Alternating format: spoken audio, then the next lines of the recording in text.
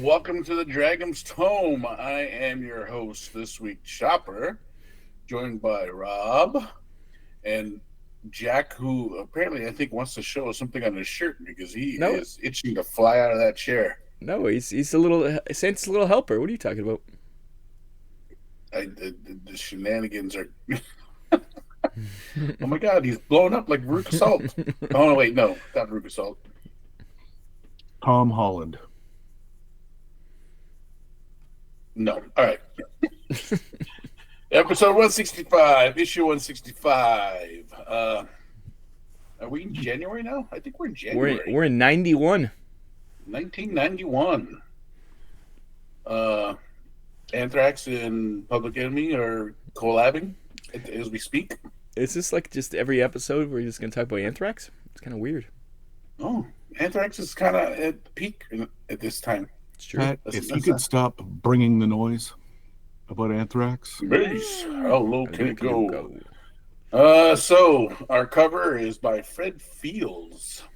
Yeah. And he shows what other kinds of sports fishing you can be doing besides like marlin and swordfish. You can get yourself one of these little dragon thingies. It's unclear if it's a dragon. We can't see its legs. No, but it's a dragonkin, we'll call it. I will call it a Deinosaur. With wings? From Jurassic It's a winged ichthyosaurus, is what you're trying to say? It's going to eat him. That's all that matters to me. Yeah, I don't, at this point you have to really weigh. Am I going to cut bait and roll, or am I going to try and tame this thing in the air? Well, either way, you're dead, because you go in the water, you're dead, and he's probably just going to snatch him out of the air right now anyway. Yeah. So. Well, I mean, there is a big-ass claw coming out of the water. You can see it. That's right. There is. He does have legs. He does have legs, yeah. He's not just a worm. A verm. So, I mean, again, I'll say it again. I seem to say it every time I host, but, the covers, they're nice, spectacular. Just nothing bad to say about it other than just the comedy things that we point out. And it actually has something to do with the magazine now. It's not just some random cover anymore. This issue is all about water things. Water things, and that being said, let's move on to the first water ting with Mr. Say this helper. That's you, Jack. Oh, that's me. That's I don't me. know if anyone noticed. I'm dressed like an elf. Because it's Christmas when we're recording this. Oh, it is true. Have Merry Christmas. Merry Christmas. Happy Merry Christmas. And Hanukkah starts on the 25th, so happy Hanukkah. If you know what Pat's talking about, comment below. The sea is silent in Hanukkah. Thank you. You learned that from a song? I did.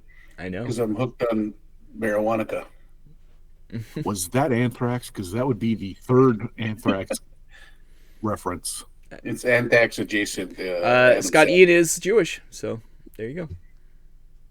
Full circle, people. Full circle. Seven stages, or what is that? 7 degrees. 7 degrees. 6 Scott degrees, Ian. not 7. Well, it is 7 because it's Anthrax, not Scott Ian. I mean, not Ken Bacon. Well, that's the comprehensive studying that we do on this podcast. We may or may not be able to do 2 degrees to Kevin Bacon, but we'll claim to do it in 7, which is wrong at every stage of that. Well, Pat can do 1 degree to Scott Ian, so. Yeah, but I'm going to say it's Jack's article time now. Oh, okay. And I can do 2 degrees to Scott Ian because I know Pat. And then Jack can do 3 because he knows you. But he doesn't know you. Well, tell us a page, Jack. Tell us a page. Get us out of this. Oh, Jesus, my computer's saying it's almost time to restart. Estimate 3 minutes. No, not now. Not now. Not now. Oh, Jesus. Okay. That frightened me. You know how these two would get Windows Update, your device will restart outside of active. Okay. No. my computer goes down now, these two will lose their full minds because I don't want to alarm you people, but I fear change. I fear technology. Some might call you a Luddite. Some would call me a Luddite. I'm up in the North Pole building my wooden toys. You're not getting You're not getting a slot car racer. You're getting yourself a little pull train. You're thinking, oh, I want a Twilight Sparkle? No, you're getting a train with little wooden wheels and a rope to pull it by. But when you pull the rope, the wheels move, and then the little things on top go up and down. Though that's kind of cool. Yeah, that's right. Yep, I like it. Okay, my article. Page. Pat's just like, tell us what page it is. PDF 84. Square pegs. Round holes. Did I do this one? I was just looking. I didn't do this one. Now, square pegs, round holes. We all know that every shape goes into the square hole. The internet has taught me that the little arch goes in the square hole. Mm-hmm. Same with the circle. Same with the circle. And the triangle. And the triangle, all into the square hole. With that being said, Gerald and Stratton. Matters how big the things are, right? What? If it's a big, don't derail him. He's talking. If it's a big circle, it won't fit. I'm trying to stay on. I was laser focused up until this point, Pat. If I get distracted at this point, we know who to blame. Yeah, I admit it. I'm just. Where was I? Anti-establishment. Oh, yeah. So we all know that all the shapes go into the square hole. Yes. The arch goes into the square hole. Yes. The rectangle goes into the square hole. The triangle. The triangle. Thank you, Pat. Goes into the square hole. That's well established. Now, this is what? Nothing. I didn't say anything. Patrick. Continue. As we all know. The arch goes into the square hole. It's like Groundhog Day. I'm dying here. Okay, yes. Which is my favorite Bill Murray movie. Dropping commercial adventures into existing campaigns by Gerald M. Stratton. Hopefully, he's looking up from down below, suffering eternally on the snowy earth. Ouch! Poor old Gerald M. Stratton did. Wreath in flames of torment, much like I am on this show. Sorry, Gerald. You just took some stray bullets of my frustration. So what this is if you are at your local gaming store and you're like, oh, that module looks good, you read the back and you go, oh, I want to run that. My guys, my crew would like that. But my campaign, I've already got this campaign. We're in the middle of something, and you don't want to start that module as a separate entity. This is how to plug that module into your campaign. Now it starts with hey, read you've purchased a module, read it, make sure it fits, do all the you're going to have to see what tonally does it fit with the campaign you've got. Are you going to have to change the locale a bit? Are you going to change the NPCs because it's not vibing with what you got? Now, if you're playing AD&D and you pick up, name a module. Pat, what's yours? Right, thank you. I'm working with some astute colleagues here. They back me up immediately, and I think it's the comedy timing that really makes this show fly. When we, getting angry. You could do that. I don't know. I got the sweater on. He's had a few beers. Daddy, don't be angry. Plus, my computer's giving me the nonsense again. It's giving me the gears, people. So you put in barrier peaks in. Fine, great. Then he goes on to say, Gerald says, well, what if you're going for a different genre? Or right there, I got the ripcord. I say, no, I'm out. Gone. It never works. No one wants to play D&D in a cowboy land. No one. That's true. What? I said that's kind of true. I was agreeing with you. I thought you said not true, and I was about to just I come thought he said down not on true you too. That's something. It's like kind a of true. wall of flame and sorrow. But you didn't, so let's just keep going. Move on. So then you said that's going to bring up a whole bunch of that can of worms if you open it. Like if you're going to say, "Hey, Marvel superheroes situation," or a spy with you know, any of those, then you're going to have to do a lot more work to make it fit into your campaign without it being a nightmare for everyone involved. And then finally he says you may have to cross systems. At that point, like I've already pulled the ripcord, I'm already out. But crossing game systems, why don't you just play the other game then at that point? Like you could not possibly be in love with the module that much. But at my point, like, why wouldn't you just use the game system you're doing just in that setting? Like that's I mean, just put the module, convert the module instead of converting the system. Yeah, that's weird. I would temporarily convert the characters myself. Here you go. Here's your character statted out. Oh, thank you. That's easy. Again, if I'm looking for space opera in a, or a steampunk, you'd play Spelljammer. That's true. I didn't even think about that. You are correct, but it's in the framework of the article. Yes, you would port over somehow. Again, you'd play GURPS, so you don't have to do any porting over. You could just play wherever you want to play. Right. I understand you don't want to buy because you fell in love with the cover art of a module that you bought. You don't want to have to buy the whole thing. Teach your players how to play, say, I don't know, some other game. Traveler. Yes, Traveler. I love this module. I don't want to teach Traveler to everyone. I don't want to learn Traveler. I don't want to. So, and then it gets into the tables. I'm not going to say that I fully understand the tables. It is an attempt, if you wanted to port the module over, it's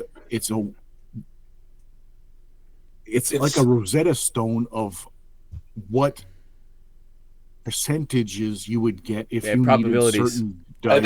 I think what it is, it's trying to convert a percentile style system like Call of Cthulhu or Star Frontiers into a D6, D4, D10 kind of a sort of, D20, but it's not doing it clearly. It's doing it by probabilities. It's definitely not doing it clearly. Yeah, instead of saying, hey, a percentile, like, okay, 1d4 is 25%, sure, but they you don't have to have probabilities involved. I guess the only time it matters is if you have multiple dice, which he does go into that later, but even so, that's just crazy. It was far more work than I would be willing to put in for a one-off for a module you happen to spend a tenner on at the bookstore, as far as I'm concerned. And then after which he goes on to say, you're going to have to do a lot more work. A rifle does not compare to a bow and arrow, unless you're playing Rifts or Torg. Mm-hmm. So yes. Now, again, this is an existing AD&D campaign, bringing stuff in. You don't have to learn anything else. Oh, Torg. Save it. Save it for next. My birthday was, at this point, 2 weeks ago. Yeah, for anyone who doesn't know, I had my birthday. He's a Sagittarius. He likes long walks on the beach. That is true. That is true. I had a little get together. It was on the December 4th from 6 a.m. to 6 p.m. Our producer Luigi Maggione was here. It was very good. He definitely wasn't shooting anybody at that time. I was gifted Torg, and it's right over there. I could grab it. it was too much. It was too much. Anyways, by my teammates here, we've talked about Torg for quite some time, and we made Jack be the Torg expert. Yes, I'm not a Torg expert. Yeah, I don't know yet. Asterisk yet. I'm good for probably till 2040 for gifts from these two, because I started flipping through. I thought you actually meant that's your expiration date, like some kind of some kind of replicant. I wish. I want to. In a perfect world, next Thursday I'll be on top of a building, crying in the rain, talking about the ship your doves. Orion. Yes, I would be thrilled if that was the case. Like tears in the rain. But I started in my head as I was flipping through and looking, going, that's got to be $20. That's got to be $20. So now I know you guys are putting prices on things. You guys are good for any gifts till. I'm sure there's a couple of those books that might have price tags from 1992 on it still. Possible. Well, the box set I opened up. Does it have the? Yeah, I was gonna say it's a Fate deck. Yeah, it's the Fate deck. Yeah, the Fate deck. I forgot to bind them up in the rubber band. Well, I played 52-ish pickup, and a blue D20 rolled out. And I went, oh, yeah, it's all here, I guess. The Fate cards are very important in that game. Save it for next time. They are all there though, as long as you pick them all up. There's no telling. I don't want to alarm anyone, but there's a bottle cap somewhere on the. Oh no, I used it as an eye patch before we started recording. You found it. Hey, it's Christmas time, everyone. It's Christmas time. Christmas time. Dressed like an elf. I'm a few in. I used the bottle cap as an eye patch to play a pirate. As one does. That being said, thankfully this is the my last article. Used to have gone. We can get out of here before I. Yeah, this isn't the very first article or nothing. That being said, Rob, we're literally half an hour into we haven't even done anything. My first article is going to be on page 8. It's the editorial. This is remember back in the day when Roger was saying how the world's great and there's going to be no World War III and no chance of nuclear apocalypse. Roger woke up. he retracts his statements and says maybe he was a little premature in saying that World War III is not going to happen and we're all not going to die. He said he admits he was hopeful and now he has no hope. So all is right with the world. We watched the man's candle get blown out. Pretty much. This was my honorable mention because the piss take I took on him for his stance was legendary. I don't want to alarm you people, but I tend to be bombastic at times. And when I saw that what he said was critiques from people that were very, very like just a factual vehement. Minor. Yeah. And talking about all the different wars in the world and how many people have died since World War II. And it's like, holy crap. And he's talking about the Soviet Union, what they were up to. At the time, I believe it was before any of the Baltic states had fully thrown off the shackles, but at this point, some of them had already. The Soviet Union had tried to already starve to death a couple of the countries there. Like it was a, and that's it was pretty rough for a while. Very rough. And I think as someone who served in the military, he was probably knew the horrors of war and was probably hoping. Yeah. No hope. Okay. Hope which comes to all comes not here. Well, let's hope that he has found hope, and in doing so, we're going to go to page 13. Pat's really trying to keep us in go here. Yeah, he's trying to make up time. This is. We missed the exit, man, and we have to kind of go down another 3 miles to get to the next exit. So, are we in the express lane, or are we stuck? We're riding the shoulder. We're riding the emergency lane right now. Okay. Everyone, hold on tight. Anchors and arrows. Before you start this, I'd like to little thing about. No, this was playing, Jack. Being a dick. I just want to say that underwater adventures are literally what made me quit World of Warcraft. So all of these suck. Fuck you. So go on. Go ahead, Pat. All right. Anchors and arrows. These are the naval rule systems for We first missed the edition exit again. We missed the battle exit system. again. Find the next table, guys. Reading it, it's fairly intuitive. I mean, I'm sure at this point in time there were still a lot of historical rule sets out there, but I don't know many of those historical sets. So, as far as this is concerned, I think it was pretty nice set of rules for mainstream gamers or first-time war gamers.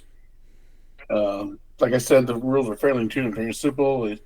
Like a ship can't do ship things if the crew is outside of the command radius of the captain.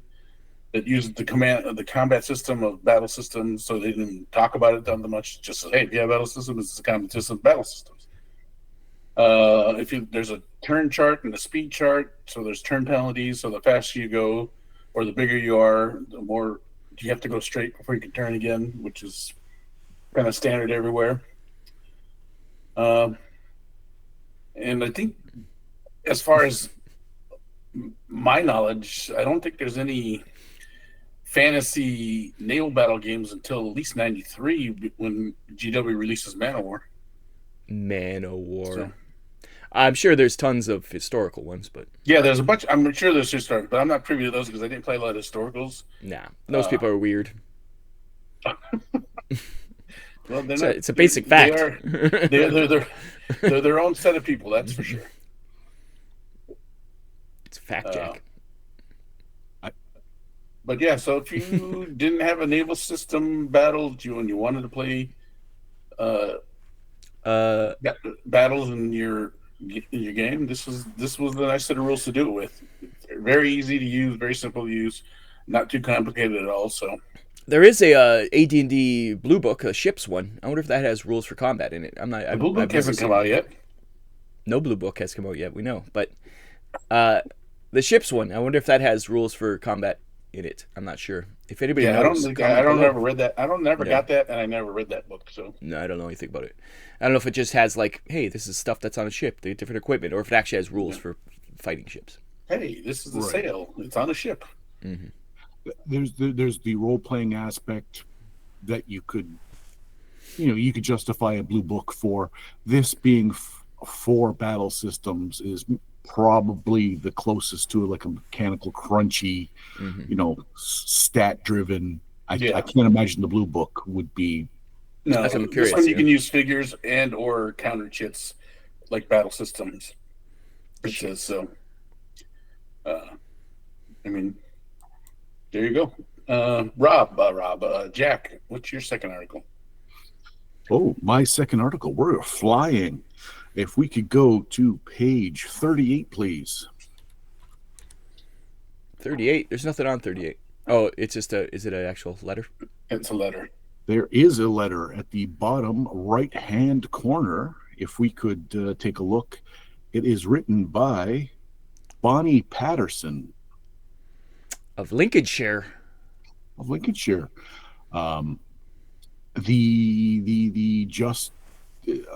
want to break it down, she plays a Kender, and she gets up to all kinds of shenanigans as a Kender. Pat just made I hate Kenders. I hate Kenders. Okay, well, this is going to irk you then, because she plays as a Kender, and in doing so, she wants to, every time there's something that would inspire some sort of antics or shenanigans or hijinks, they take the opportunity to do so. And it's Kender's job. Exactly, and that's why she should die. No, not she. Kenders in general. Genocide. It's not just one person you want dead. You want them all dead. Yes. Being a okay, well, we know where Pat lands on this. Elves and Kenders hate them. For a while there, like if no one can fault you if you're thinking, "Oh, Pat's a misogynist," but no, we all misunderstood that he wants genocide. Yes. Yeah. Okay. He doesn't want to kill women. He wants everybody dead. I'm sure Bonnie's a lovely, lovely person. Yes, God rest her soul. I'm sure. Yeah, God rest her soul. She just chose poorly, like the guy from Indiana Jones. What's this letter about, Jack? Please, you never got there. She's buried by a quaint church by I'm sure in a town. She's not Eleanor Rigby. On something on the Thames or something. Stoke-on-Trent. Yeah, something like that. And it's overlooking a nice. There's an oak tree. It's beautiful. But anyways, but nobody came to her funeral. Let's finish her letter in honor of her. Yes. Okay. So she wanted to say that her DM lets her get away with that. She doesn't. She suffers some consequences, but not enough to kill her. Her character lives on even after. I have a question about this DM. You know where I'm going? No, I don't know. Okay. Things that her, as the player, knows are a trap, her character will then go, oh, neat, and then she'll trigger it, and then she suffers some consequences, but not the full consequences. I mean, if you're going to play with a Kinder, she's not playing it wrong, and I don't think the DM is handling it wrong. You know, you gotta do the site, because that's, if you read the Dragonlance books, that's exactly what happens. That's not the side I thought Pat was going to come down on. I might be the other side, Jack. Would you like to hear the side I'd like to be on? Yes, please. The letter I didn't bring up because there was problems with spelling or spacing or anything like that, my usual bugaboos. I want to generally ask, the DM is giving preferential treatment based on role-playing. That's not what's happening. Oh, well, enlighten. Give us. Tell us what you think is happening. I think the DM is giving preferential treatment to a pretty young lass. He probably wants to, keep in the game. Okay. Making a lot of assumptions there. If we're keeping track, Pat wants genocide. It's not misogynistic. It's not misogynistic when it's true. The DM may be. The thing is, we don't know he's only giving her professional treatment. It might not be a him. It could be a her. All right, they. Thank you. They could be her sister. We don't know. We don't know, and we don't know that she's the only one getting special treatment because she doesn't talk about any That's of the true. other characters. She didn't say she was the only. Oh, okay. She does. There's the rub.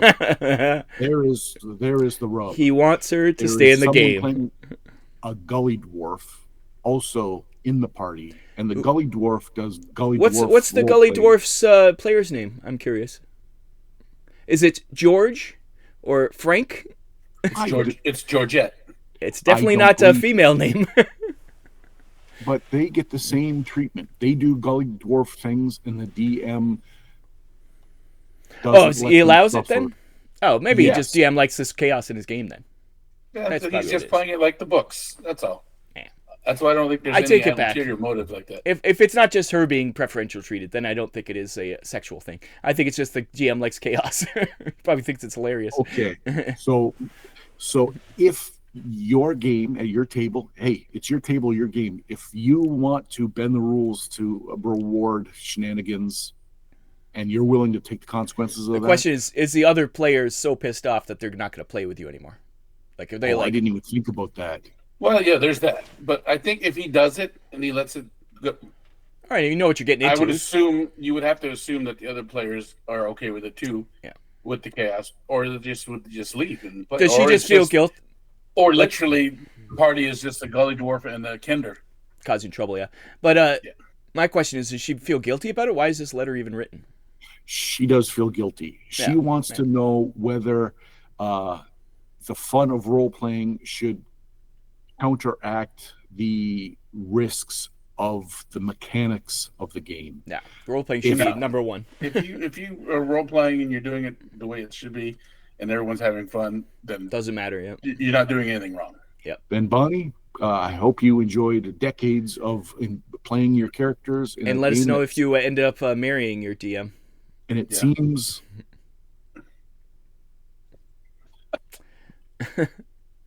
like a. I'm not saying it's her fault.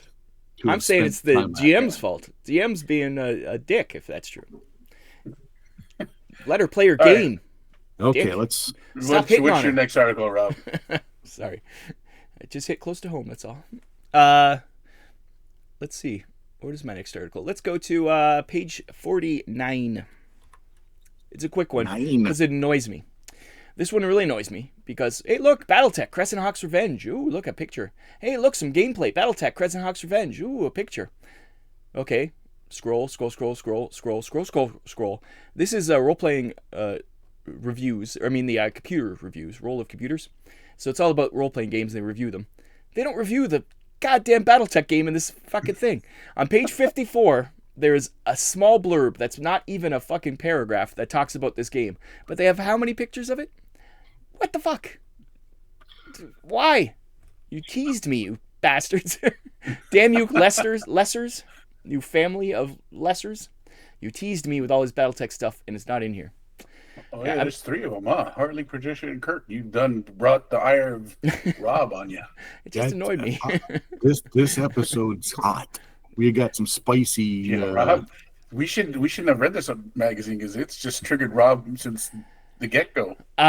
In BattleTech Crescent Hawk's Revenge, though, I will talk about this game. It is top-down. This is the BattleTech franchise, not the MechWarrior franchise. So this is actually still owned by the FASA. Well, at this time it's FASA, but now it's owned by WizKids, I think. Anyways, point is, it's not the one that Microsoft took over because it's not MechWarrior. So you actually get these games, and there is a current game that is out that is BattleTech that is fun, and this is the very first version of said game. Yay! You get to play a whole lance. Yay! Anyways, I'm done ranting. That was just my little rant. Thanks, guys. Okay. Well, then after the rant, let's go to page 18. 18. Fuck boats. The dragon's bestiary. We're not even talking about boats now. Jesus. Fuck water. It ruined World of Warcraft for me. Well, the fact that you were playing World of Warcraft is your own fault. I had fun. I used to have a Dragon's griffin. bestiary. Fly 2 around on new my griffin. creatures to spice up and add water to your water adventures that Rob hates. Nothing special about these. They're just normal fishes, but they're just giant-sized. That fish is puking on those people. Well, the funny thing is, it's an archer fish, which in real life shoots water out its mouth to stun its prey. So the giant version does the same thing, but knocks you out of the boat, and it shoots a spray of water for 30 feet. That's impressive. Which I like. You just be sitting there all of a sudden, wow, why am I in the water? And then the other fish that they put in the dragon is the damselfish. Unlike their smaller counterpart, the giant damselfish dorsal fin looks like a woman drowning in distress. To try and trick you into come saving it, and then it eats you. Yeah, damn fish. So, while these are just normal giant fish, I think they're nicely picked for a water adventure to throw your Kenders for a loop. Yeah, they could eat Kenders whole. Yeah. If only. But they wouldn't be allowed to because the Kender would make some joke and then the DM would let him live because he likes the girl. All right, read for me Jack, for a second. Jack, what's your second article? I've already done my second article. We only did one. Second of all, It seems like a long episode. I've known Rob for decades. He's never played in a game where a woman was getting preferential treatment, yet he's acting as though there's some sort of deep-seated, like, did you? It must have been the world. I think it's in life. I think what it is, Jack, is that it's the game of life, Jack. In his World of Warcraft playing party, someone getting special treatment. I never played with people in World of Warcraft. I was a solo World of Warcraft player. How dare you? Rob, you have any more articles? Oh yeah, I got tons. I haven't even started. Oh Jesus! Let's go to page 68. Role-playing reviews. This is the DC superheroes role-playing review. And the very first part of this, who wrote this? This is Alan Varney. He's a vampire because Varney is a vampire. He goes on a weird rant against licensed clothing at the beginning and how he'd never wear anybody's brand on him and all this stuff. And he really gets really into it for a while for some reason. And then he gets into the review of DC superheroes.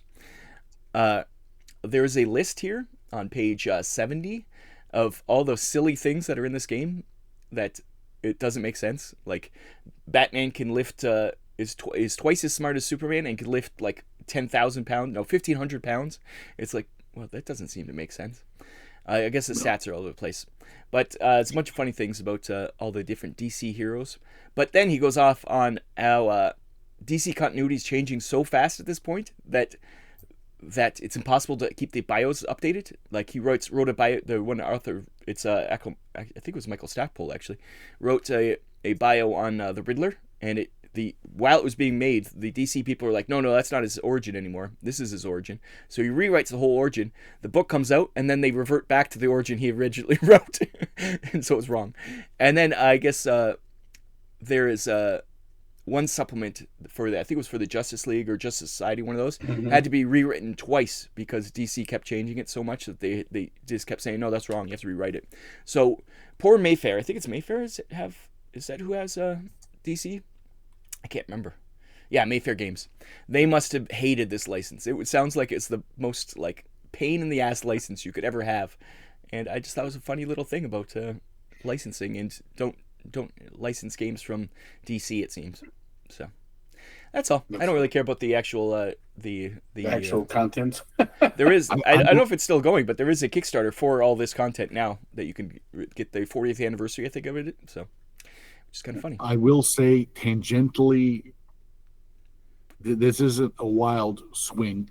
You got to watch a show called The Franchise. It's very similar to this. It's about a Marvel-esque company doing movies, and there's a Kevin Feige analogy who is constantly they'll go onto the set of the movie that the show's based around and go, yeah, well, we've moved in the timeline this movie here now, so the guy you've been doing all these scenes with, yeah, he's dead now, and we need this guy. He's got to go over this set, and then that guy comes back. He's painted blue, and they're like, "What happened? We come out before that, like it." And I can imagine comic books notoriously. You've got like 50 titles, and they're all trying to be new. They're all trying to reimagine. Mm-hmm.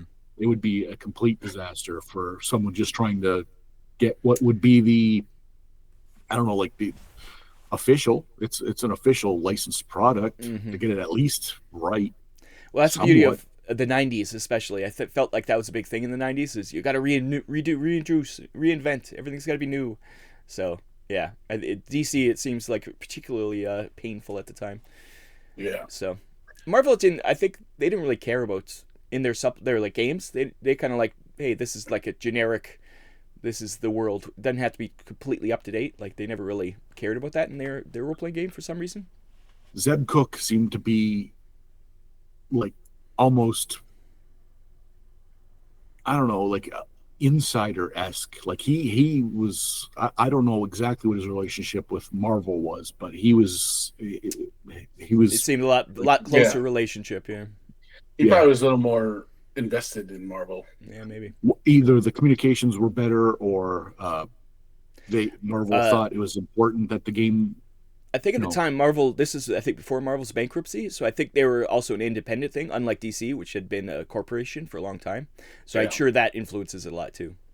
I think it would. They're protecting their brand a lot more, where Marvel's like, whatever, do have fun, and that eventually caused them to go bankrupt. So who's right? But anyway, at least Sony didn't get any of the properties to ruin them for years to come. Yeah, that would be a tragedy.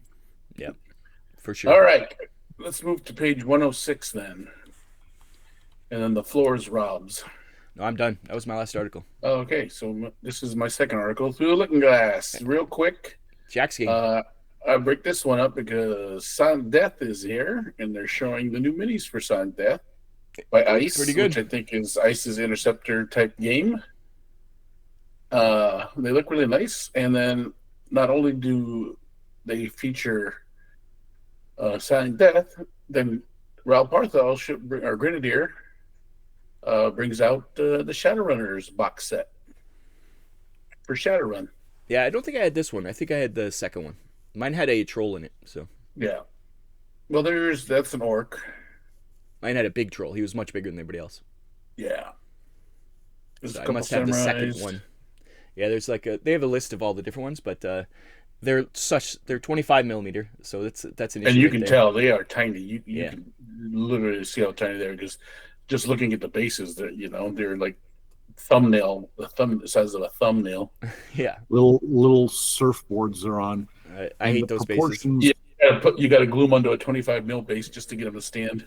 the proportions just can't really work at that scale. Like the hands are too big, and it's tough. And I think they got a bad rap for trying to stick with what was standard at the time due to the anachronistic like rules. Yeah.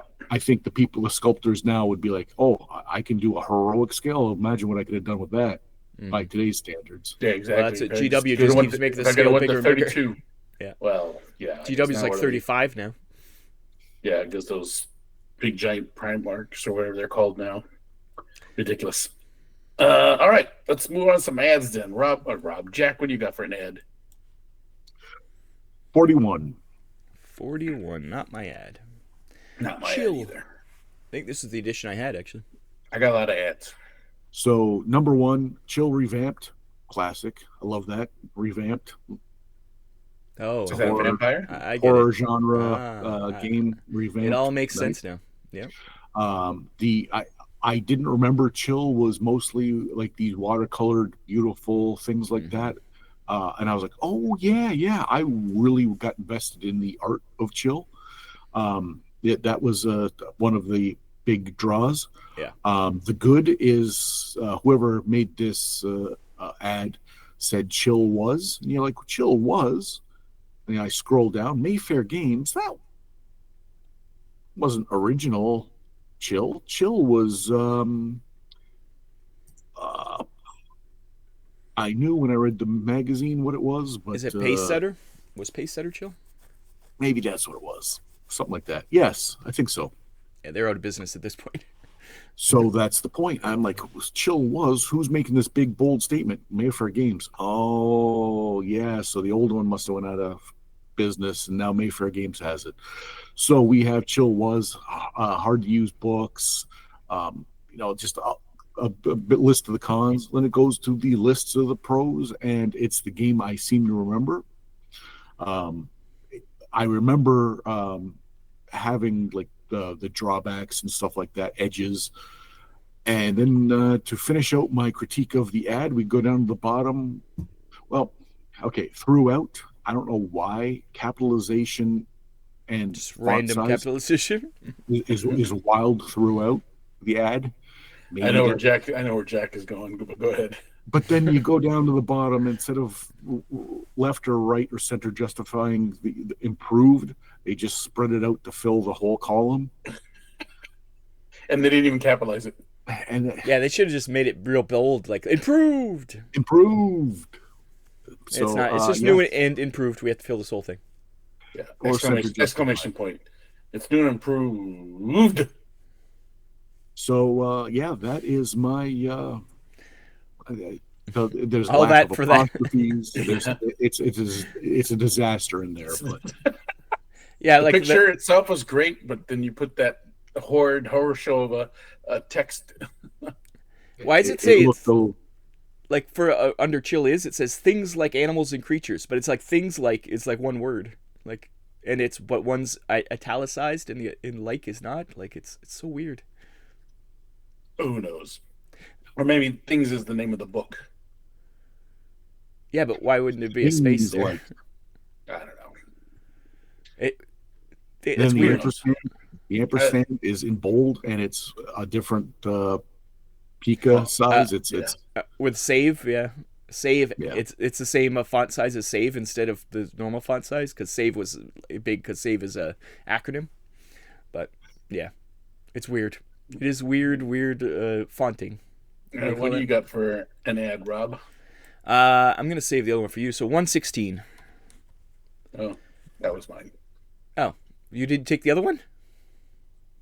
Psionics Handbook is coming out, and everybody knows how much we love Psionics. I actually had this handbook. I don't know why, but I did. My friend Don had this because he loves psionics and he always wanted to be a psionicist. I as a child, And I loved it, but I find my now it's buddy insane. and our DM Tony, he let Don play psionicist, and it was just strange. I mean, Don is the only one that understood how to play this psionics, and I did not care to learn. No, I understood it at the time, but it's not a simple system. But psionics, it's a thing. But it's strange, cartoony artwork for D&D. Usually they don't do for the cartoony artwork. It's true, or it's better than that. All right, so let's go to page 38 for my first ad. Really? I'm amazed. Yeah. So for half a second, I thought the ads in this magazine were becoming very risque. Oh, and then I read it. I go, oh, it's an adventure for Stormbringer and Hawkmoon. You thought it was like an ad for an escort company or something? I really thought it was Rogue Mistress, D&D escort service. And you look at the artwork and you're like, oh, that's a bodice that's barely containing. Yes, I did this. I was scrolling down like, what's going on over there? And I was like, holy smokes, what's going on? Are they really hurting for money? They're just going to give ads to anyone now? Anybody need a demon-hearted lover? No, it's a Chaosium ad for an adventure for Stormbringer or Hawkmoon. Yeah, there you go. Makes sense. I just wanted to point that out because it made me laugh once I realized that I wasn't looking what I thought I was looking at. You're not alone. You're not alone.